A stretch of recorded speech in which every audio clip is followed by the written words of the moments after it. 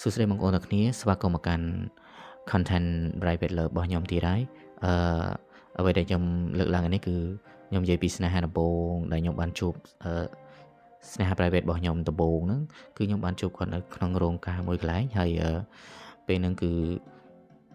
ខ្ញុំឃើញគាត់នៅទីនោះហើយពេលដែលយើងញ៉ាំការគឺយើង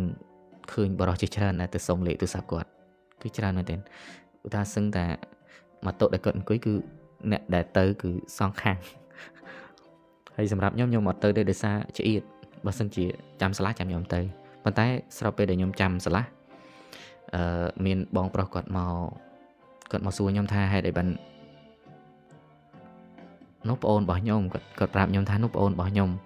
ហើយមិនអត់ទៅសុំលេខទូរស័ព្ទទេព្រោះឃើញគេទៅសុំលេខទូរស័ព្ទចម្លែកអីតែឯងអញ្ចឹងណាក៏ពិតទៅខ្ញុំចាំឱកាសដែរខ្ញុំថាចាំមើលគេឆ្លាស់សិនចាំខ្ញុំទៅប៉ុន្តែគាត់ក៏សុំ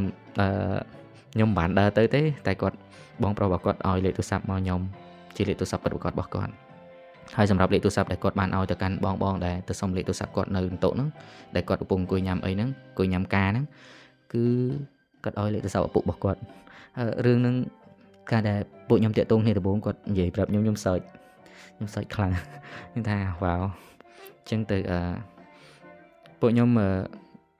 ស្គាល់គ្នាដំបូងពួកខ្ញុំគ្រាន់តែខលទៅគ្នាតែប្រហែល2 ដងឯងហើយពួកយើងក៏អត់មានទំនាក់ទំនងអីមួយគ្នាទៀតដែររយៈពេលប្រហែលជា2 ឆ្នាំបានពួកខ្ញុំអូស Facebook ឃើញទៅខ្ញុំក៏ចាប់ផ្ដើមវ៉ាវនេះគាត់អញ្ចឹងឆាតសួរសុខទុក្ខគាត់អញ្ចឹងសួរគាត់សុខសប្បាយអត់អីចឹងទៅហើយគាត់ជាមនុស្សដែលមានចរិតមារយាទល្អ